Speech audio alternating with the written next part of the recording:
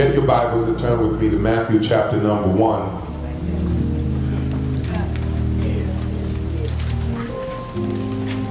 All I have needed, all hands have, oh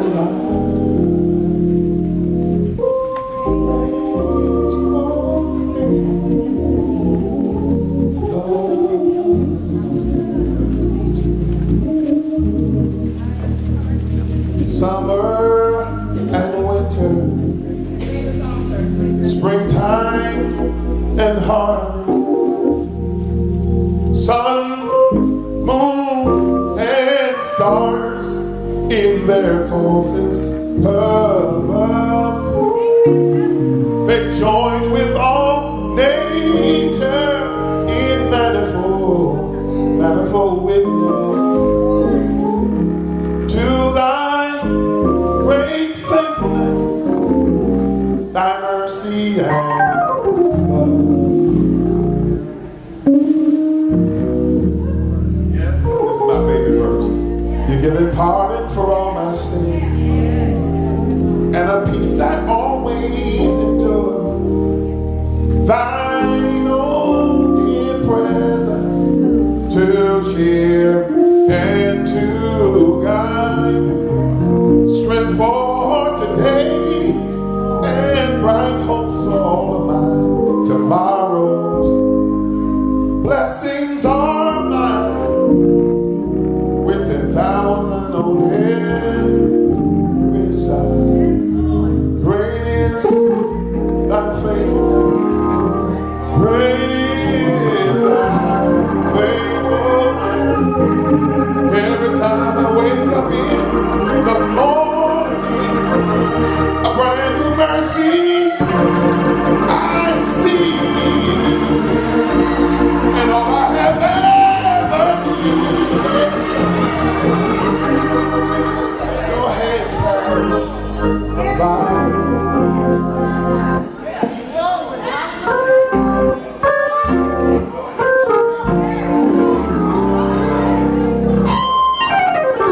Great is thy faithfulness. He's been real faithful. Great is thy faithfulness. Lord, verse 18, as we stand for the reading of the word of the Lord. Now the birth of Jesus Christ was on this wise, when as his mother Mary was espoused to Joseph, before they came together, she was found with child of the Holy Ghost. Then Joseph, her husband, being a just man and not willing to make her a public example, was minded to put her away privately. But while he thought on these things, behold, the angel of the Lord appeared unto him in a dream, saying, Joseph, thou son of David, fear not to take unto thee Mary thy wife, for that which is conceived in her is of the Holy Ghost. And she shall bring forth a son, and thou shalt call his name Jesus, for he shall save his people from their sins. Now all this was done that it might be fulfilled, which was spoken of the Lord by the prophet, saying, behold, a virgin shall conceive, or be with child, and shall bring forth a son, and thou shalt call his name Emmanuel, which being interpreted, God with us. Then Joseph, being raised from sleep, did as the angel of the Lord had bidden him, and took unto him his wife, and knew her not till she had brought forth her firstborn, and she called his name Jesus. And he called his name Jesus. So far the scripture.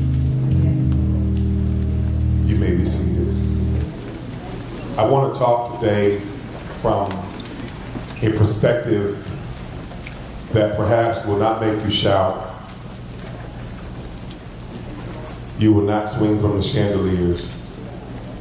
But I am clear that this is a word from the Lord for someone. I didn't know how emotionally draining this word was until I began to minister it in our first service. But I want to talk for the next little while from the subject, in praise of stepfathers. In praise of the stepfather. Repeat after me, in praise of the stepfather. He is hidden. He is hidden in the group on this day, but I want to bring him out. I want to bring out the man that is not talked about with specificity. He's always lumped into everybody else. But there is a uniqueness to a stepfather that many people do not talk about.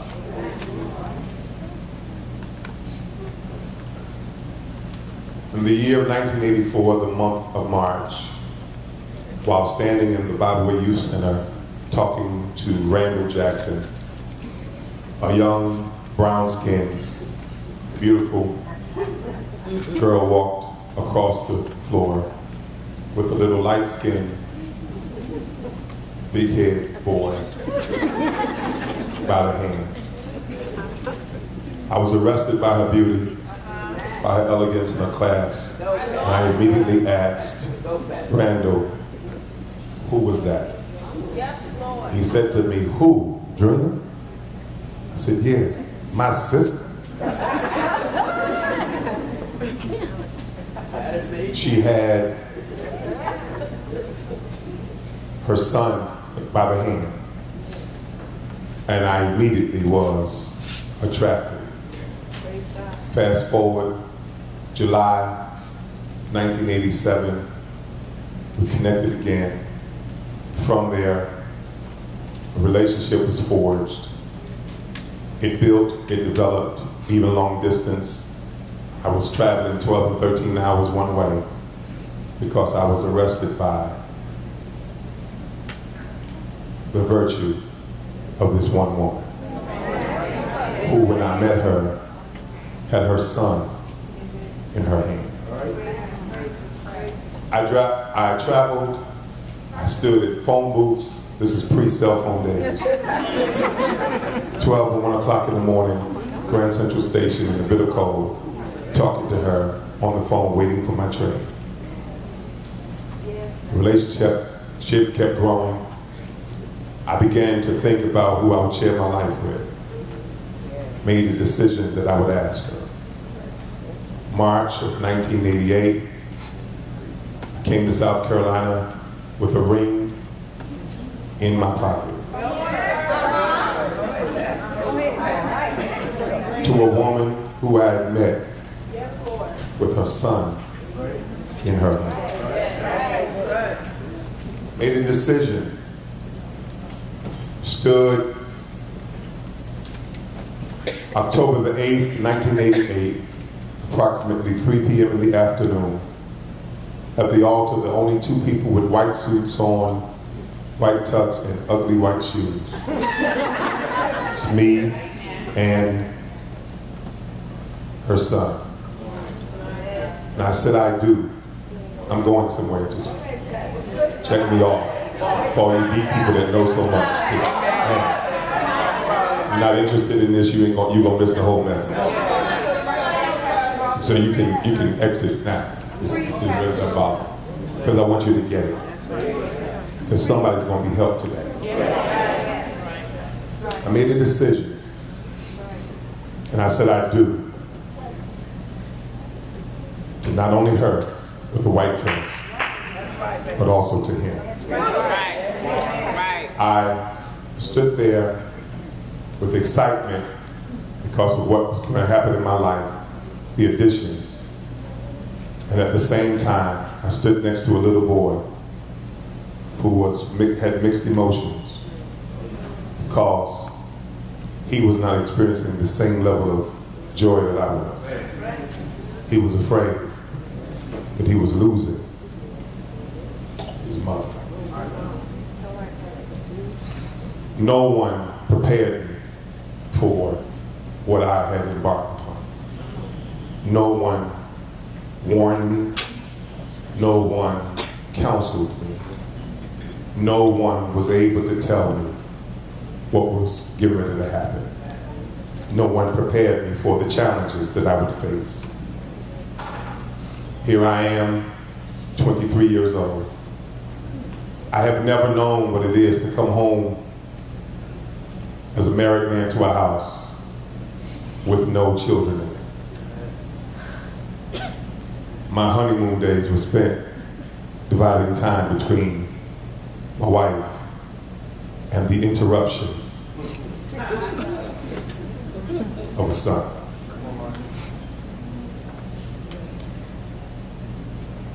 There are inherent unspoken joys and inherent unspoken challenges that come with being a stepfather.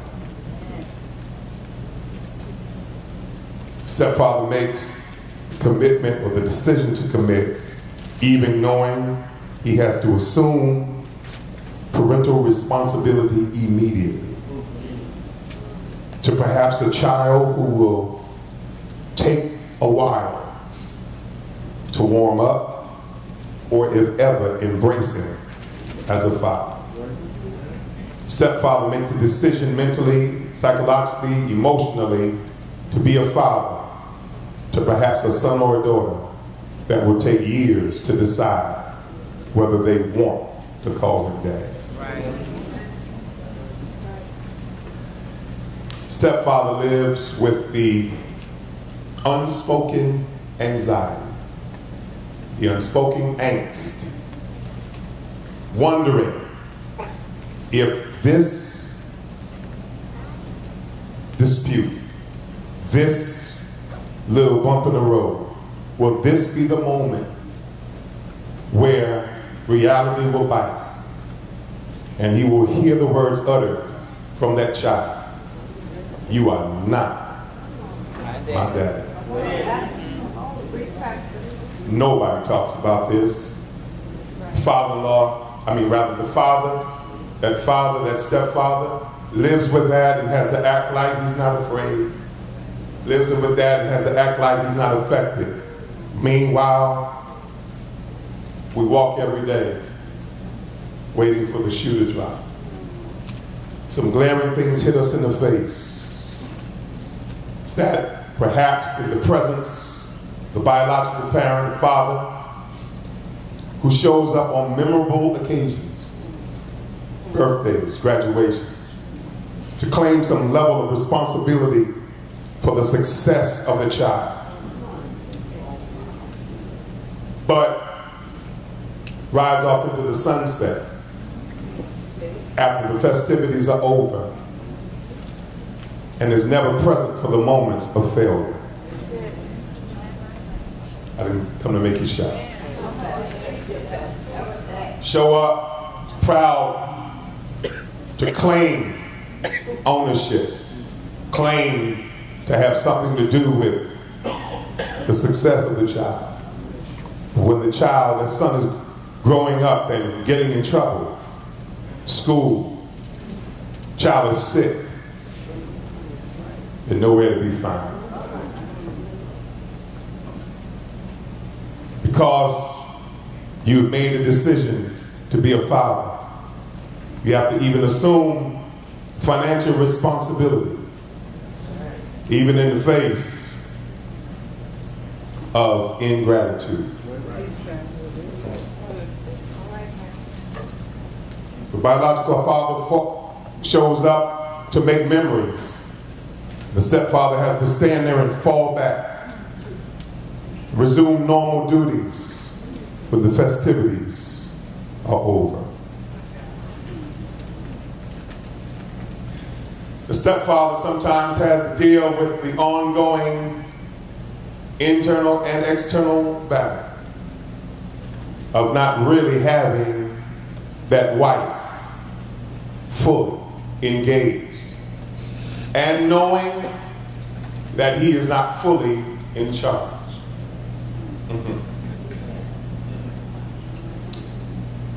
I jotted down some ideas that I think would help from my own personal experiences. first thing I discovered is that when you embrace this relationship, the first level of influence you have is positional. It's positional. Initially, because of your adult status and married to the mother, you have positional influence.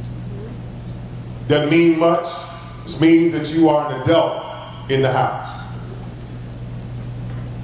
Kids will respect or not say much because out of respect of your position. The frustration is that you are all in. Your money's in. Your heart is in. Your commitment is in. But you're not getting much return in this position of influence. But I have learned, brothers and sisters, ladies and gentlemen, that there is something greater than positional influence. It is relational influence. Relational influence is only gained over time. You don't walk in after you say I do and have relational influence. Because the child is still trying to get used to the idea that somebody else is sleeping with mom. Y'all not ready? Relational influence takes time. Over time and experiences, they get to care for you. They start caring about you over time. Your opinions start mattering over time. Your validation is sought. Your warm embrace is needed through the building of relationship. The challenge with this is this. Because of the nature which is unnatural, the relationship, it is not natural in the sense that it is not blood. Certain inherent authority that you would have with a blood child, you do not have inherently with a non-biological son or daughter. So as a result, two things can happen. You will be passive and ultimately aggressive, and that child will discover that they have power. Say that, Pastor. Y'all not ready for this message, right? Preach, Pastor Rowson. They discover because they are fighting within themselves for their own place. And they're not quite sure where they fit. Have I lost my mother to this man? And if so, I'm not an adult. I can't fight in adult manners, but I will use whatever means I have. And they don't even know that they are doing it. Preach, Pastor Rowson. I remember being newly married. And I'm like any man, I got a new wife. I want my time of blessing. I want to spend quality time. But only to be met often and knock at the door. Ma, can I get some water? Because he doesn't know how to handle. You don't hear what I'm saying. He doesn't know how to handle where he stands. And so he will use, unconsciously, subconsciously, and sometimes in a very manipulative way, he will use whatever it means he can to distract what he thinks is taking the attention away from him. I'm laying there saying, if you walk through this door, you could have walked through the kitchen.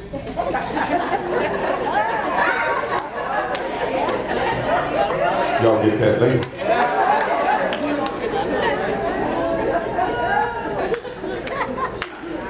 And I'm trying to figure out how. It sounds comical, but you got to live it to know what I'm talking about. Preach, sir. And you got to fight within your own emotions not to hold against a child. Because the reality is, he don't know how to handle adult decisions.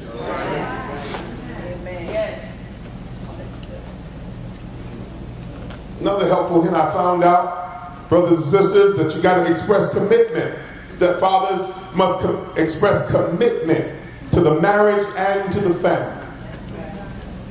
It's got to be clear to the children and to your wife and in front of the children that I'm not going anywhere. That's good. They got to know and have a sense of security that this fella's going to be here for the long haul. You got to be patient with their adjustment to the marriage. That's right. That's right. Oh boy, I wish I was preaching better than this. Because you made a decision through your own emotions. And they trying to figure out life. They trying to figure out where they fit. And they're not going to do it overnight. Funny story. Well, not fun. Yeah, it's funny now. I remember Cedric was young. He just got to this thing where anything I asked him or told him to do, he was like, I'm just not doing it. Preach, Pastor Rowson. It's not. He wasn't overly defiant, and he wasn't coming at me, but he just, he just found a loophole. He just found a way. And I'm 6'4", I'm tall man and all man. And it's my house. In my mind. I'm gonna help you in a minute. It's my house. Ain't nobody in my house not gonna do what I say. Right. That's what I came with, Sister Sharon. I came with that. This is my house. I'm handling things here. Everything in my house gonna answer to me. I got frustrated because I didn't realize the rules of engagement. I'm flexing my muscles. It's my house. I pay the bills. Meanwhile, back at the ranch, I'm just doing what I'm supposed to do.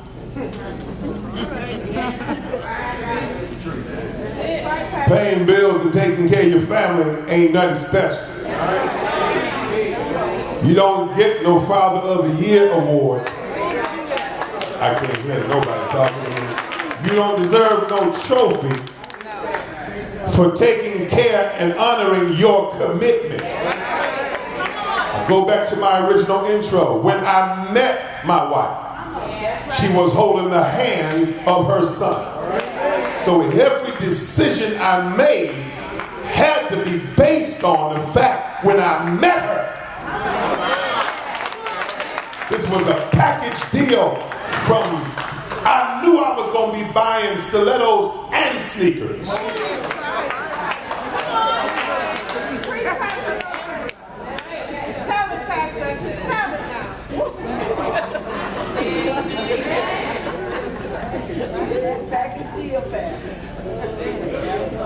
You got to be patient.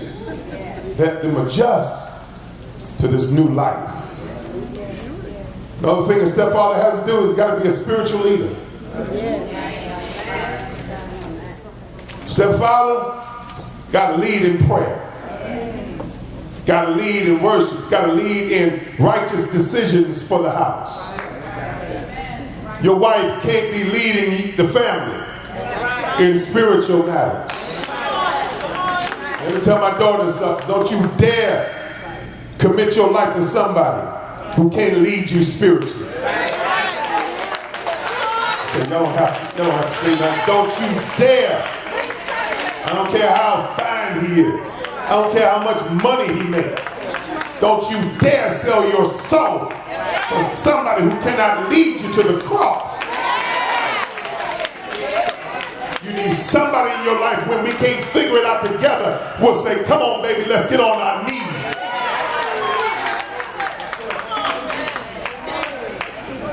Must be a spiritual leader. I know I haven't done it all right.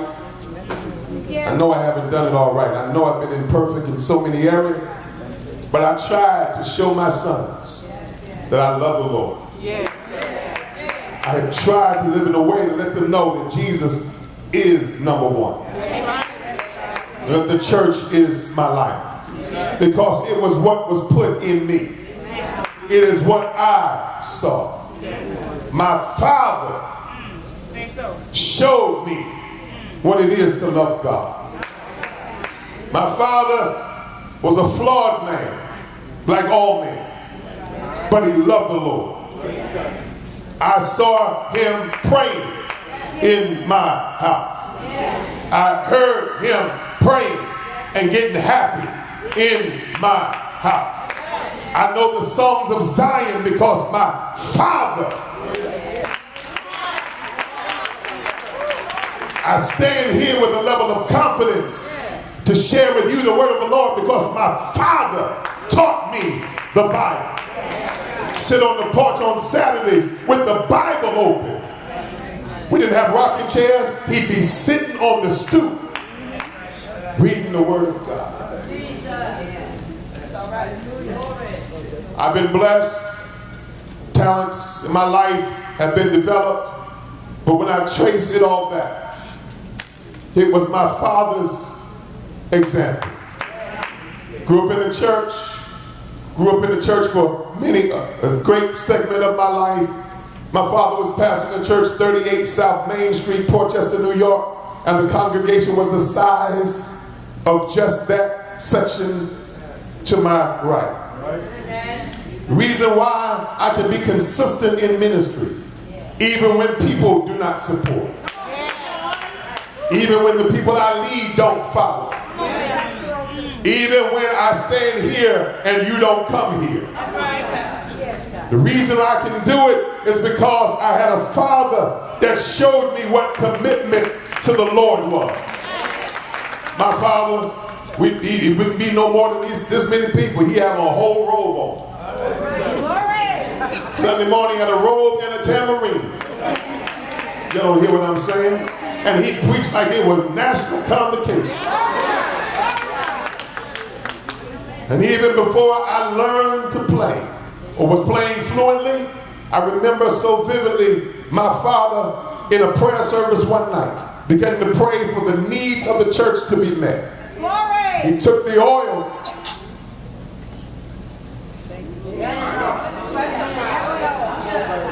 Took my hands. We had an old upright piano in the corner. 44 of the keys, 88 keys on the keyboard. 44 of them were out of tune, and the other 44 you couldn't even press down. My father took the oil and anointed my hands. And said, God, for your glory, anoint my son to play Zion songs and bless him to go everywhere that you want him to go. I have been all over this country. Y'all don't hear. I have been everywhere playing the songs of Zion. I have written, I still get checks from songs I have written. And it wasn't because of who I know. It wasn't because of how talented I am. It's because I had a dad.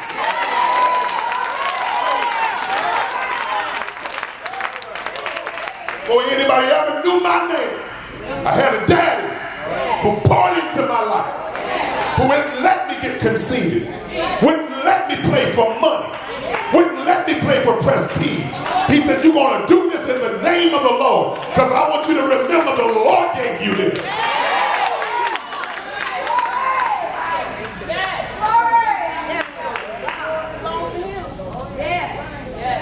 Stepfather must be approachable.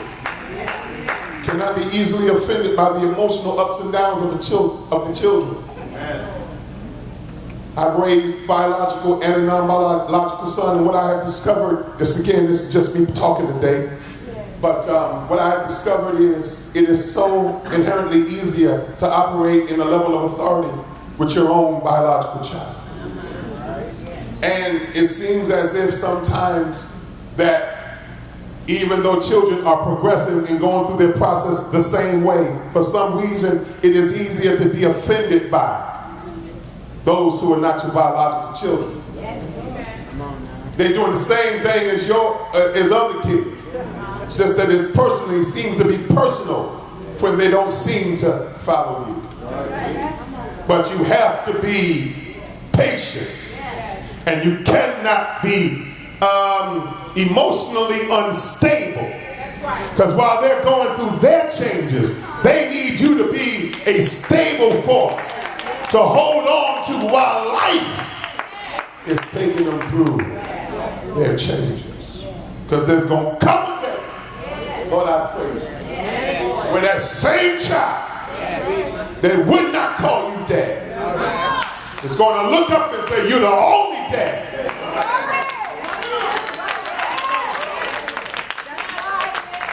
I praise God for all of you. But when I leave here today, I'm going to hang out with my sons.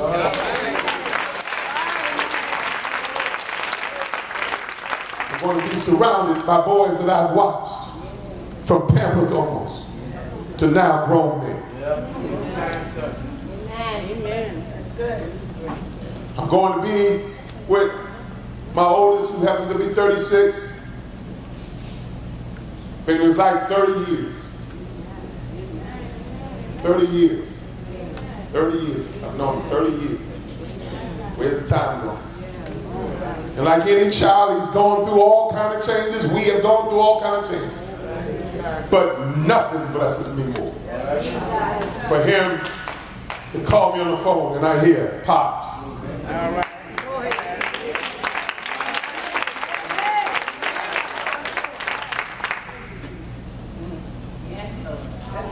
The text says that Joseph gets the news. Y'all didn't think I was going to preach the text. Joseph gets the news that his fiancée is pregnant, and he ain't never touched her. But Joseph is a classy man. Joseph has integrity. Joseph truly loves Mary. Let me hasten. Joseph loves Mary. Joseph loves Mary. Because the text says in verse 19, he decided within himself, we're going to keep this under wraps. I'm not going to make a public spectacle of this. I'm not going to put her on blast. Can I help you, ladies? Real love does not uncover. Say that.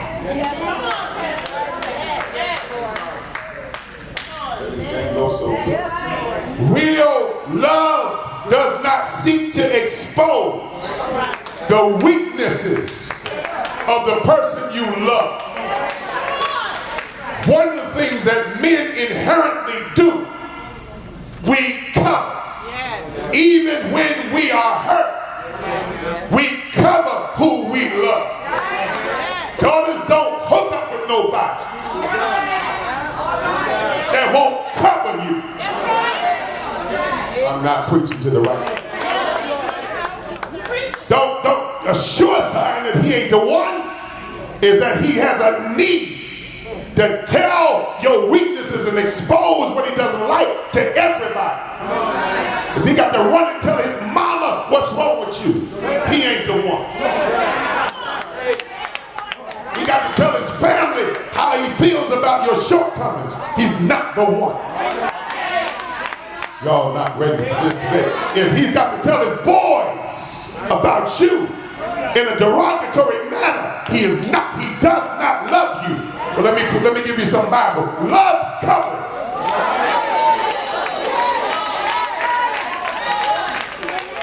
Jesus is on the cross, and if you look at the symbolism, his arms are stretched out in a covering manner. For God so loved. Aren't you glad you've been covered? Oh my God, tell your neighbor, I'm here because I've been covered. Oh, that's what love does. That's what love does. Joseph decided, I am not going to expose her. I'm not going to bust her, put her on blast. This is not for social media. I'm not going to live my life on Facebook and Instagram.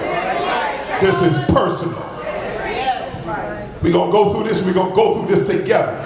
We're going to go through this. The scripture says privately. We're going to go through this privately. You don't love somebody if you have a need to blast everything on social media. Y'all get off social media telling all your business. And mad when people respond. It's your fault. Shut up. Why you have a need to expose yourself and then when people respond to it, you mad? It's a sign of insecurity when you got to tell everything about you. Looking for validation from social media outlets.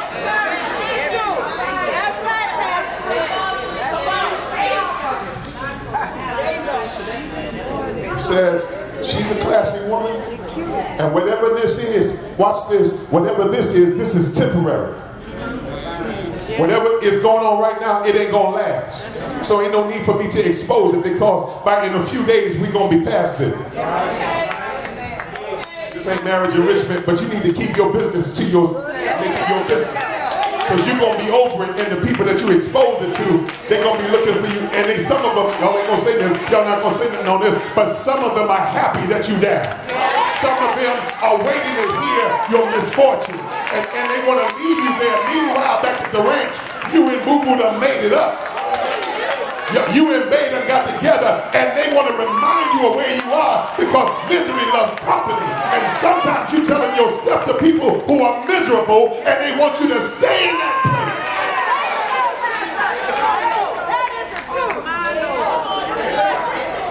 place. So watch this, the Texas. I don't have a few more minutes, but we'll shout next Sunday, I promise you.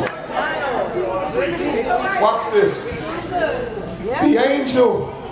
The angel of the Lord comes to Joseph. You know what I love about God?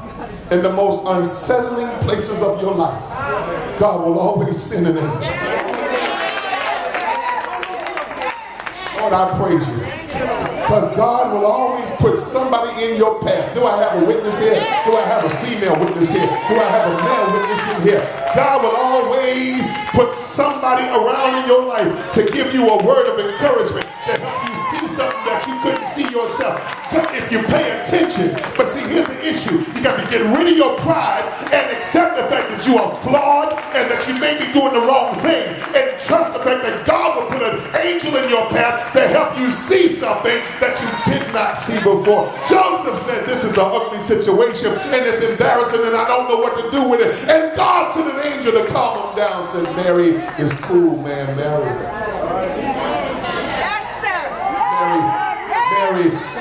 is marriage material.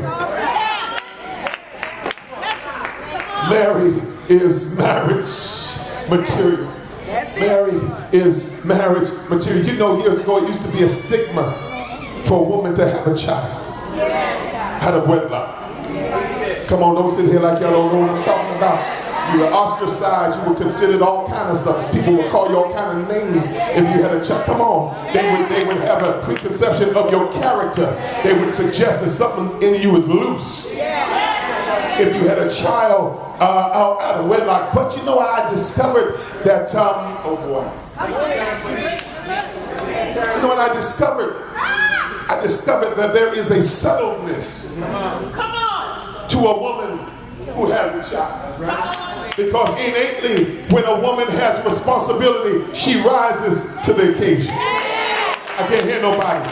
There's a settledness that comes in a woman. Because what I saw March 1984 was a girl with her little son. And what I saw in her was, you can come or go, but I'm going to be with him.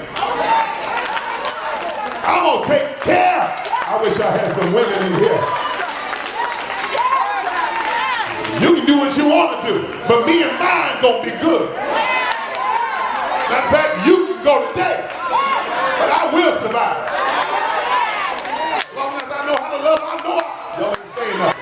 As a matter of fact, if it's a choice between me and my children, you can go to the left, to the left.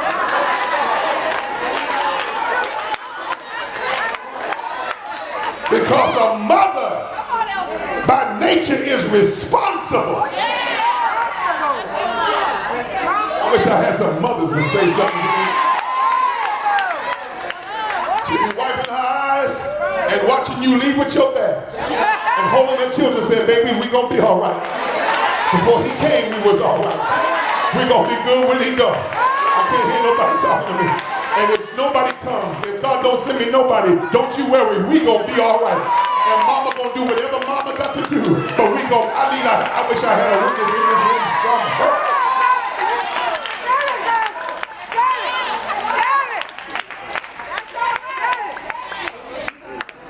But here's the first thing that clued me to this, that blew my mind.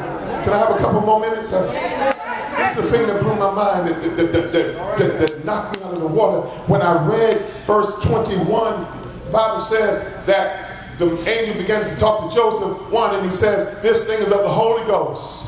And watch this, he said, she's going to conceive and bring forth, she's going to bring forth the son. She's going to bring forth the son. Verse 21, she's going to bring forth the son. But watch this. Thou shalt call his name Jesus. That's right. She going to have him. But you got to give up his identity. She going to birth him. But you got to speak into his life. It's going to come out of her. But you got to name it. He's going to need you to give him his sense of purpose. It ain't her job. Hear me, men, stepdads, or fathers. It ain't the woman's job to speak into the children's life. One of the reasons why we got so many hurt kids who operate in anger and frustration in the streets, and we are labeling them as evil and bad and corrupt. But the reality is, if you peel off the layers, they are hurt and scared and insecure because daddy wasn't present to give them their name. Daddy wasn't present to tell them who they were. And as long as a son doesn't know who he is, he will always be looking for something to validate him. That's all right, Pastor. We wouldn't have this epidemic of homosexuality. Uh-oh, y'all ain't ready for this. We would not have the epidemic of homosexuality, male and female, if our fathers stayed in place and told our daughters, this is how you're treated. This is what you are worth. Y'all ain't got to like this. We wouldn't have homosexual boys confusing their identity if they had a father to say, not just playing ball, because we got gay ball players. We got homosexual NFL players. We got bodybuilders who are gay. So it ain't about brawn. But the father says, listen, this is how you act. This is who you are. This is how God made you. And this is what it is. It is proper to get married. It is the right thing to do to grow up, get a job, go to school. Y'all ain't saying nothing. And be gainfully employed. And it is the glory of the man to find a wife, find a good thing, and get favor with God and have kids. Where the fathers at telling the boys, get married, boy. You want this here. Living the day now, we are celebrating. We're celebrating loose living. We're celebrating non-committed. It's going to be a little old school. We are celebrating non-covenantal relationships. And God is not going to honor your life till you make covenant.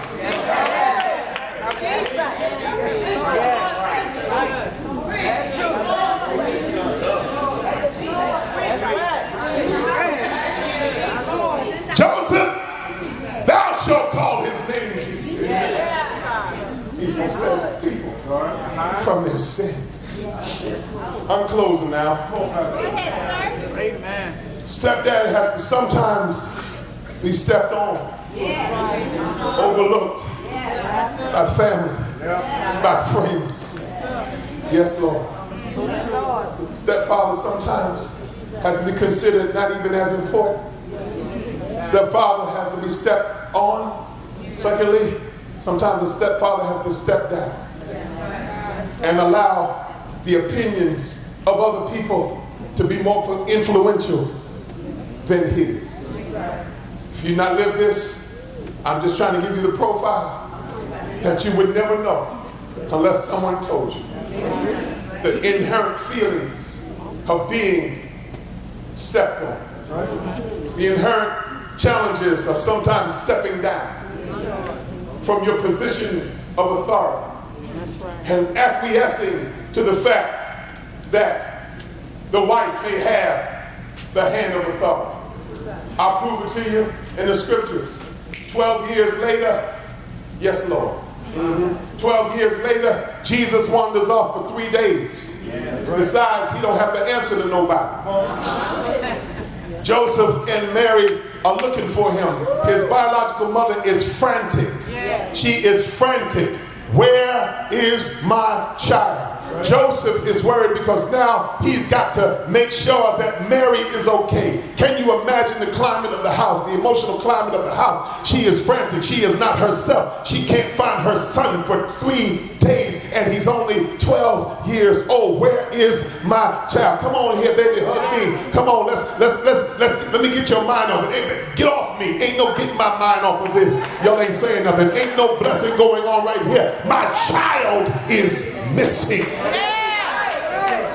Now he has to deal with a house that is in emotional, oh God, trauma, and everything is going on. Well, let's get to the point. The point is that when they find Jesus, he's chilling in the temple, talking to the doctors and the lawyers, and he's engaging in conversation with them. Watch this. And Joseph, yes, Lord, Joseph steps down.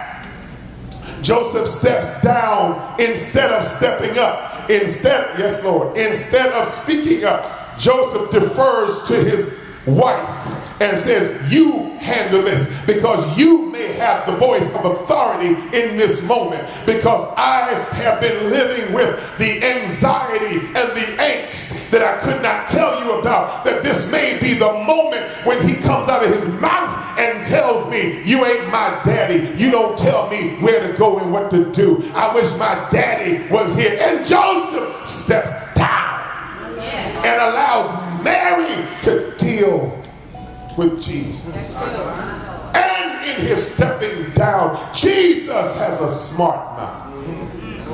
I know y'all didn't want to hear that. Jesus says something that if either one of my children had uttered at 12, or at 36 or 26, we still may have a bit of a trouble. Woman, what's your problem? Don't you know that'll be about my father's business? He didn't say, Mom, sorry I didn't text. Sorry I didn't call you. My phone died. He said nothing. He said, woman, what's wrong with you? And Joseph was standing back there like, what?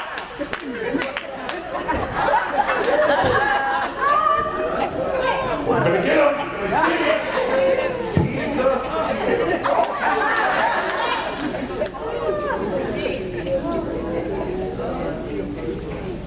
Joseph, watch this. Joseph has to make the decision to forgive Jesus, get over it, and take another approach. Because stepdads have to now do something even after you've been stepped on and have to step down. Stepdads step up. I need you to look at your neighbor and say, stepdad, step up. Stepdad, step up to the plate of responsibility and say, I'm going to fix this. I got my own ideas, but I'm going to fix this. How does Joseph fix this? Jesus is 12. And it is obvious if you study the history and the background, you study and you discover that Joseph makes Jesus his apprentice.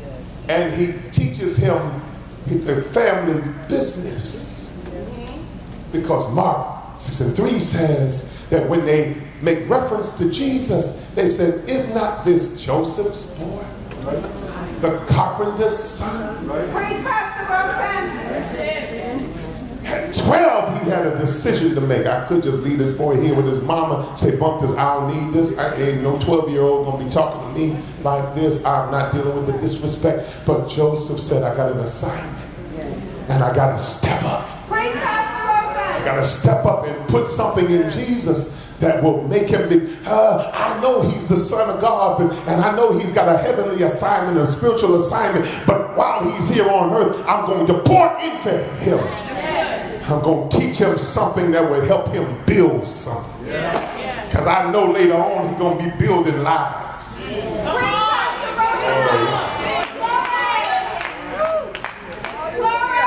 I'm closing. Stepfathers, if you keep stepping up to your responsibility, who knows that you may be responsible for birthing greatness in the earth. Gerald Ford took on the name of his stepfather.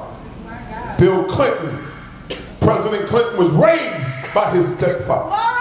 And finally, my brothers and my sisters, Barack Obama was raised by a stepfather. And it seems to me like all of them have done pretty well for themselves. But I want to highlight the greatest stepfather I've ever read about. His name is Joseph. He had an unusual assignment to marry a girl who was already pregnant. But he didn't waver, but he stepped up to the plate. And the Bible says, because of his assignment in Jesus' life, he didn't know until it was almost too late. But the centurion hollered out while Jesus was on the cross and said, surely this was the Son of God. Joseph had an assignment to be the stepfather of the Savior. I'm done. That's all right, Jesus. That's all right. And his assignment was to nurture and to support the man who would save our lives. His assignment was to give shape to the life of the man who would change our lives. I took a long time, and I purposely wanted to speak to your heart, to your mind today, because men respond differently. I'm not here to excite you. That's not my assignment. But there is a stepfather in the room watching me. There's a stepfather who's been struggling. The interesting thing about this role is that you can't talk about it. Who do I tell that I'm feeling like this? Who do I tell that I'm mad? Who do I tell that maybe I took on too much? Maybe I was so enamored with the girl that I didn't realize what I was getting into, and here I am. And I had no intent on breaking my commitment, but I need some help. Statistics say that most marriages of blended families, hear me, break under the pressure and the stress. In many cases, of a lack of cohesiveness in the marriage because of the strain of children. We can shout and dance all day, but this is where people live. Sometimes that wife doesn't know how to let go and let that man be. That happens too. And now we fighting in the bedroom and it's spilling over into the living room. And it's in the kitchen. Come on, say something. And so even what I should do for the child, if I'm not careful, because it's so internal, I will take it out on it. I will take out my frustration and deny the child. I know this is not too good, because I'm mad with mom, because I'm unsure of my place. I pay the bills, I should have a say, but have you developed relationship? Because once you develop a relationship, hear this, nobody can take it away from you. I prayed to the Lord the last couple of days about this message. I prayed, and one of the things I prayed about was, I said, Lord, I know you gave me this, but really should I tell this? I said, I know I want to make sure this is just not my clever idea, but that somebody would hear this and be impacted by it. I don't have a need to be popular, but I have a hunger and a desire to be effective. And sometimes you gotta, if you want to reach a heart, you can't do it without exposing your heart. I am a stepfather, if that's what you want to call it. But God, I'm uniquely qualified to talk about this today. My friend, gifted orator and spokesperson, preacher, Dr. Jamal Bryant Harris. I'm sorry, Dr. Jamal Harrison Bryant. Sorry, man. Called me and interviewed me about this whole stepfathering piece. And it awakened something in me. And halfway through the interview, I lost it. Because it brought back to me memories that I had not even dealt with. Experiences that I didn't realize. But when I see my sons today loving each other, if they don't love me, they sure act like it.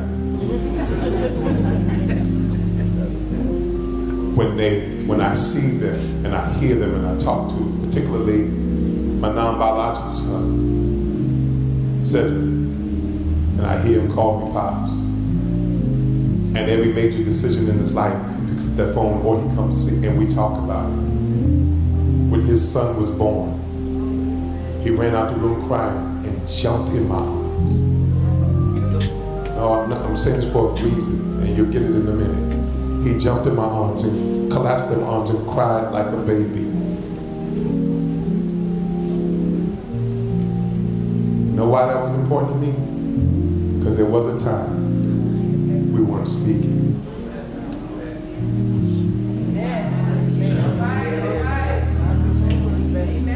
There was a time that I didn't know that we were going to make it.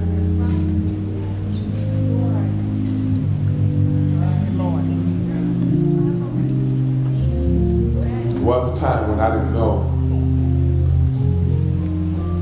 I just felt like string his son. But I had to check me. Had I built the right relationship? And when God blessed us, and I start building our relationship, just not to take away anything from his biological father, but through relationship, I'm dad.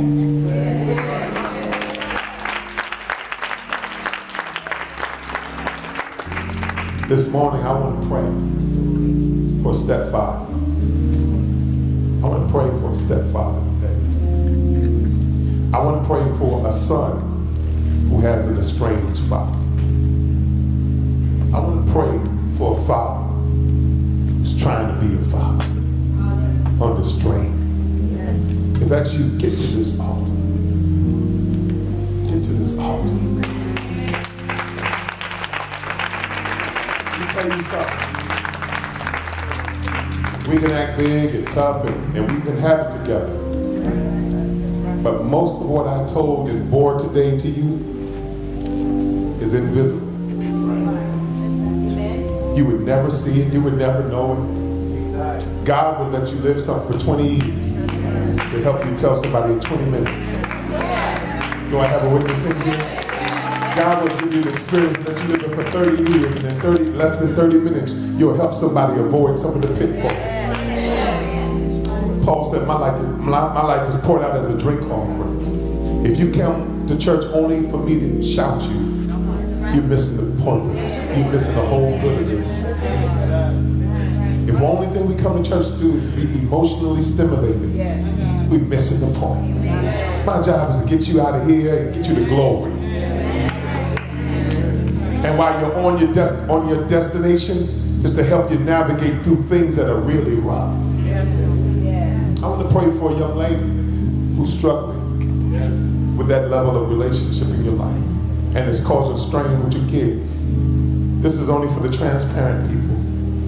If that's you, get to this altar too. I want to pray. I really do want to pray for you today. If you would be honest and stop. Listen, I hate the Lord. Sometimes the Lord gives me things that's so brash. Till I have to, and then Brother Bruce says, say it, Pastor. He said, that don't help me now. Stop being proud. Ain't nobody paying that much attention to you. You're not that wonderful. And we all know you're flawed. We all know it. While you acting like you're wonderful and got it together, we all know you're not.